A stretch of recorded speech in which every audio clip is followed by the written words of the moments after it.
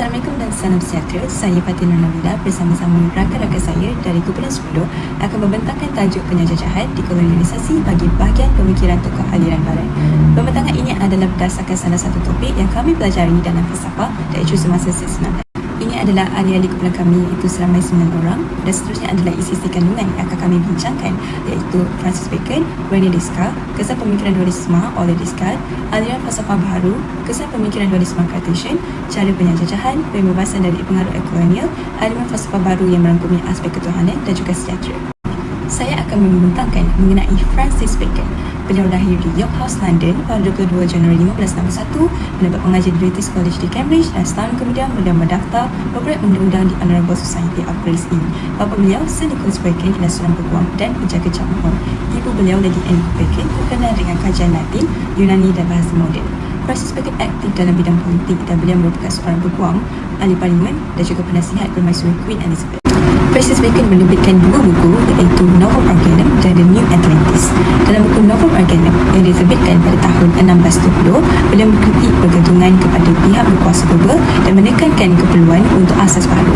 Beliau memperkenalkan konsep berhala fikiran idols of the mind yang menumpukan penyiasatan empirical yang menekankan pemerhatian eksperimen dan pengumpulan data sebagai asas untuk pengetahuan. Beliau juga menerbitkan The New Atlantis pada tahun 1624.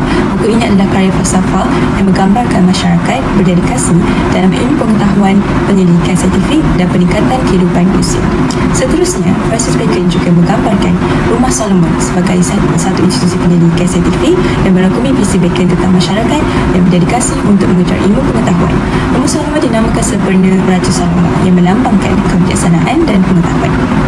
Rumah ini adalah tempat di mana para saintis menjalankan eksperimen, mengumpul data dan menggunakan penemuan mereka untuk manfaat masyarakat.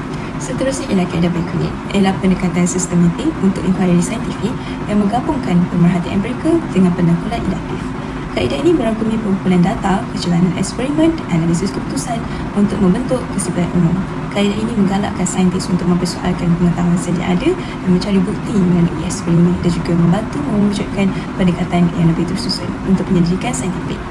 Teori atau falsafah Francis Bacon adalah beliau melihat hubungan di antara alam dan manusia sebagai satu hubungan yang bertentangan.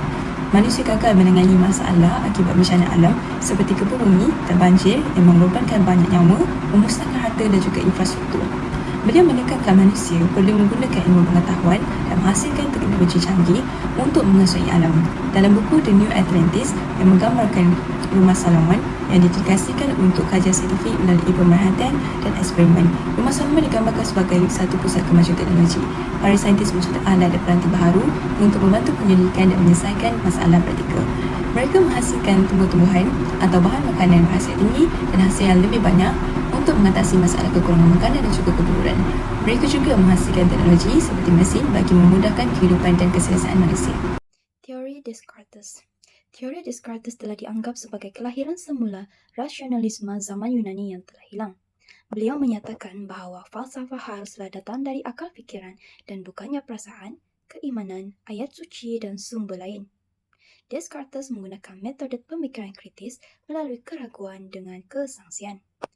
Descartes juga menegaskan bahawa terdapat kaedah lain seperti empirisme rasional dan cogito ergo sum Descartes. Kaedah ini telah menggabungkan logik dan juga analisis geometri. Mengikut metode cogito, Descartes telah menyatakan bahawa langkah yang pertama yang perlu dilakukan ialah membersihkan minda dari segala kepercayaan. Yang kedua, membina semula suatu titik permulaan yang keseluruhannya boleh dipercayai, ataupun apa yang dinamakan sebagai paksi axiom, iaitu suatu kaedah geometri. Yang ketiga, menggariskan implikasi dengan menggunakan kaedah logik diduktif seperti kaedah matematik. Dan akhirnya, menggunakan keputusan yang diperolehi dalam bidang pengetahuan lain bagi membentuk sebuah pemahaman falsafah baru. Assalamualaikum warahmatullahi wabarakatuh dan salam sejahtera. Saya Nur Izzati akan membentangkan bahagian saja iaitu kesan pemikiran dualisme oleh Descartes. Descartes ni memperkenalkan aliran pemikiran dualisme melalui karya utama beliau yang bertajuk Meditation on First Philosophy yang mencadangkan dua jenis kewujudan iaitu moral dan fizikal. Kita dapat lihat kesannya melalui aliran seperti minda dan jasad, di mana minda dan jasad adalah dua entiti berbeza menurutnya, di mana minda adalah tidak berjasad dan tidak dapat diukur seperti jasad fizikal yang membawa kepada perdebatan berterusan dalam bidang perubatan dan psikologi. Yang kedua adalah subjektif dan objektif, di mana ia mengiktiraf bahawa adanya pengalaman subjektif adalah berbeza dengan kenyataan objektif, dan kesannya dapat kita lihat wujud penekanan kepentingan kedua-dua perspektif dalam memahami realiti.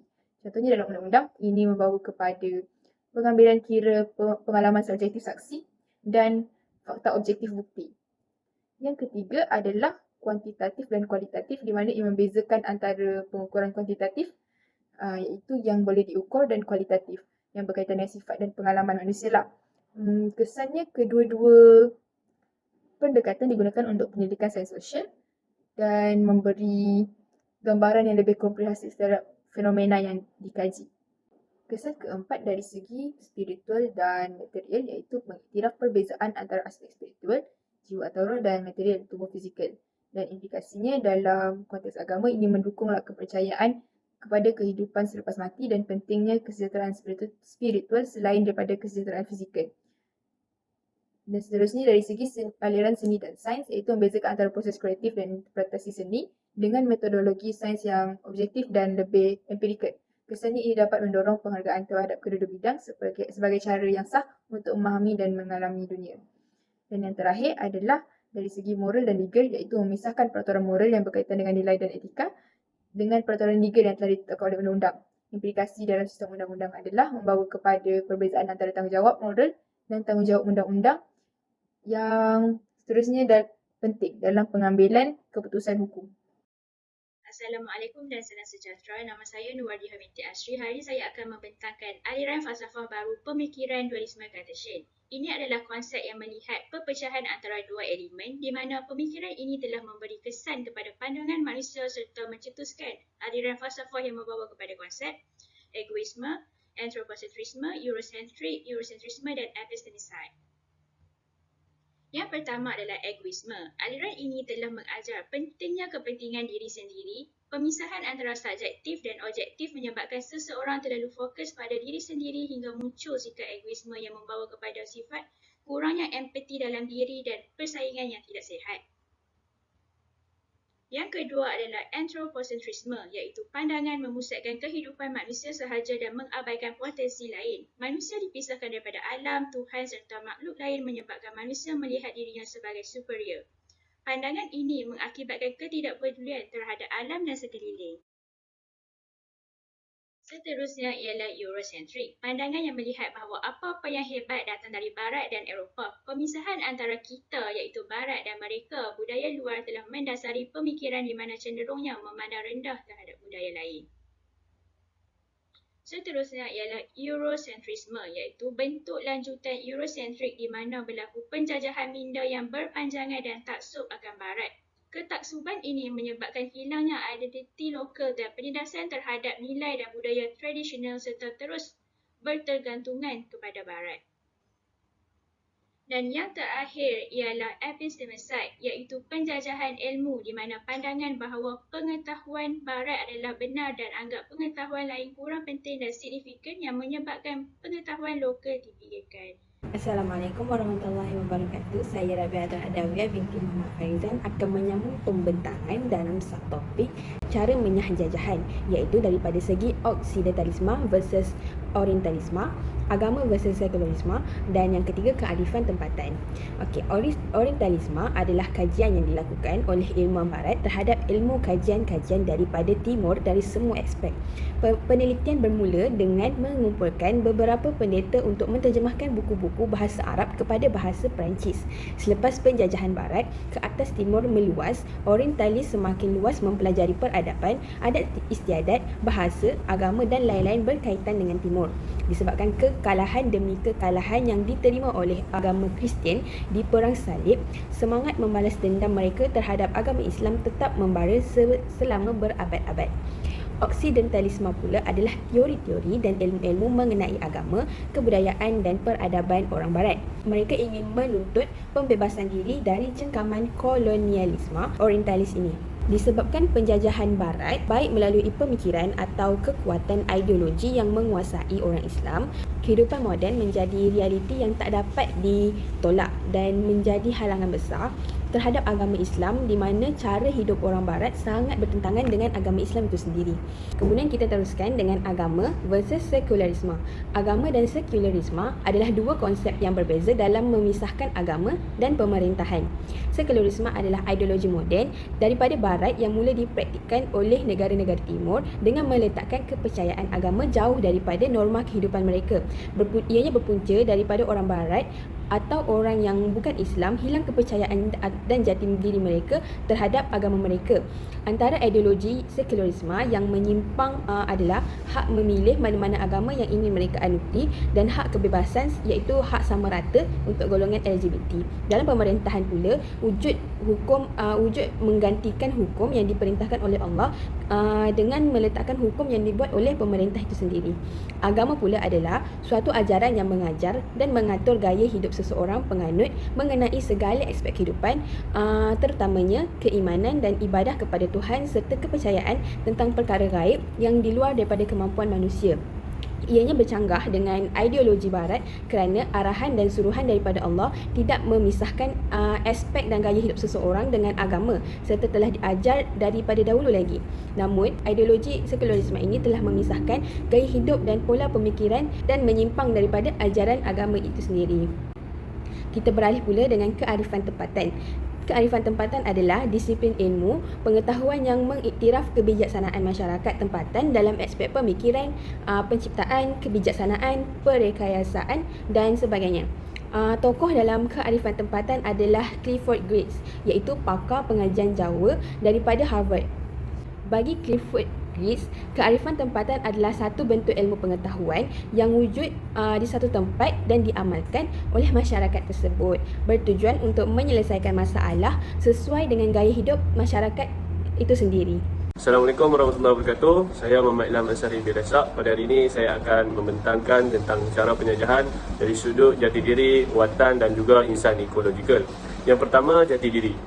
Dari sudut jati diri, penjajahan diri melibatkan pemahaman mendalam tentang siapa kita sebenarnya, termasuk nilai, prinsip dan juga tujuan hidup kita. Sebagai contoh, mengenal dan menerima kekuatan serta kelemahan diri sendiri. Kemudian, memiliki visi dan matlamat hidup. Dan akhir sekali, pengukuhan nilai-nilai moral dan etika. Bagi sudut watan pula, ia bermaksud semangat kebangsaan. Penjajahan diri ini menekankan peranan individu sebagai warga negara yang bertanggungjawab cinta akan negaranya sendiri. Sebagai contoh, setiap manusia perlu menjunjung nilai perpaduan dan memelihara keamanan dan kemakmuran negara. Dan akhir sekali, insan ekologikal. Dari sudut insan ekologikal, penjajahan diri bermaksud menitik beratkan kesedaran dan keprihatinan terhadap alam sekitar. Antara perkara yang berkaitan dengannya ialah penglibatan dalam aktiviti masa alam dan juga pendidikan dan penyebaran kesedaran alam sekitar. Pembebasan dari pengaruh kolonial merupakan sebuah proses di mana sesebuah negara atau wilayah yang sebelumnya dijajah oleh kuasa asing melepaskan diri daripada taklukan tersebut, seterusnya meraih kemerdekaan serta kedaulatan. Ia juga melibatkan usaha untuk menghapuskan pengaruh politik, sosial, ekonomi dan budaya yang dibawa masuk oleh penjajah, supaya negara tersebut dapat membangunkan identiti dan dasar sendiri tanpa sebarang campur tangan kuasa asing. Di sini kita dapat lihat pendekatan dekolonisasi yang dijalankan dalam negara kita, Malaysia. Dari segi budaya, pemeliharaan budaya dan warisan tempatan telah dilakukan. Contohnya, program kebudayaan yang dijalankan oleh agensi kerajaan di Jabatan Kebudayaan dan Kesenian Negara ataupun JKKN. Hal ini dapat menyeru masyarakat tempatan untuk menolak budaya dan nilai barat, sebaliknya menghargai nilai tradisi dan adat dalam negara kita. Dari segi sosial pula, kesan yang paling ketara dari segi dekolonisasi adalah dalam bidang pendidikan kita. Contohnya, pemerkasaan bahasa dan pendidikan tempatan, seperti memartabatkan penggunaan bahasa Melayu dalam bidang pendidikan. Walaupun sistem pendidikan di Malaysia maupun di negara lain masih berkiblatkan kerangka dan paradigma barat, terdapat usaha untuk sedaya upaya mendekolonisasikan sistem pendidikan kita. Sebagai contoh, buku teks dan bahan rujukan semuanya berperspektifkan fikiran tempatan. Seterusnya, ekonomi. Penjajah membawa masuk sistem ekonomi kapitalis dan perdagangan terbuka yang mengukuhkan lagi ekonomi negara. Salah satu tanda awal dekolonisasi ekonomi dalam Malaysia adalah pembentukan DEB atau Dasar Ekonomi Baru pada tahun 1971 bagi mengatasi ketidakseimbangan ekonomi. Akhir sekali ialah politik. Dalam politik, dekolonisasi yang diambil oleh Malaysia adalah dengan meningkatkan perwakilan rakyat dalam sistem pemerintahan iaitu demokrasi. Walaupun sistem pemerintahan demokrasi raja berperlembagaan di Malaysia ni mewarisi elemen-elemen pemerintahan British sebelum ini, tapi ia masih mengekalkan kedudukan raja-raja Melayu dalam politik. Selepas kewujudan demokrasi, wujudlah pula parti-parti politik seperti UMNO, MCA, MIC. Ini untuk memperjuangkan hak-hak komuniti tempatan sekaligus meraihkan kemerdekaan kita setelah dijajah oleh kuasa asing.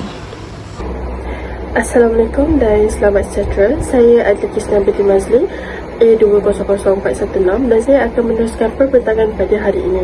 Tajuk saya adalah elemen falsafah baru dari segi aspek ketuhanan. Di dalam slide saya akan memaparkan 4 poin. Yang pertama adalah kepercayaan kepada Tuhan, iaitu yang terdapat di dalam rukun negara. Ini berbeza dari negara barat kerana seperti kita sedia maklum, barat sudah hilang kepercayaan kepada Tuhan. Namun, tidak dinafikan bahawa Francis Bacon dan juga Rene Descartes juga mempunyai kepercayaan kepada Tuhan dan juga keagamaan. Namun demikian, ianya agak berlainan daripada apa yang kita fahami di dalam agama seperti contohnya agama Islam. Secara generalnya, kedudukan manusia yang berhubung dengan Tuhan, kedudukan manusia berbanding alam dan Tuhan itu adalah sangat berbeza daripada konsep yang sedia ada di dalam pemikiran Francis Bacon dan juga Rene Descartes. Yang kedua adalah manusia sebagai khalifah. Manusia mempunyai tanggungjawab serta amanah tertentu yang harus dipikul. Manusia tidak bebas untuk melakukan apa-apa terhadap alam secara sesuka hati, namun mereka haruslah mentadbir alam serta memakmurkannya. Yang ketiga adalah rujukan Al-Quran yang berbunyi, janganlah kamu melampaui batas. Dan yang terakhir adalah hubungan seimbang di antara Tuhan, manusia dan juga alam. Manusia haruslah memahami tentang tugas serta kewajipannya di muka bumi ini mengikut kehendak apa yang disuruh oleh Tuhan. Mereka seharusnya memahami tanggungjawab mereka, kewajipan mereka di bumi ini seperti yang telah diperintahkan oleh Tuhan. Elemen falsafah baru yang seterusnya adalah elemen sejahtera. Elemen ini terdapat dalam falsafah pendidikan kebangsaan FPK yang lebih berfokus kepada keseimbangan dalam 4 perkara yang kita telah pelajari iaitu jasmani, emosi, rohani dan intelek berbanding fokus kepada kemajuan ekonomi. Ini bermaksud pendidikan bukan sekadar alat untuk pencapaian tetapi berperanan dalam membentuk insan yang sejahtera dan holistik dalam semua aspek kehidupan. Malangnya, terdapat sedikit isu dalam sistem pendidikan pada masa kini yang terlalu berorientasikan ekonomi dan pasaran. Pendidikan semasa lebih memberi fokus kepada ekonomi yang menyebabkan pendidikan ini lebih menumpukan pada bidang-bidang yang mempunyai nilai pasaran yang tinggi seperti sains dan teknologi tanpa memberikan penumpuan yang sama terhadap bidang-bidang kemanusiaan.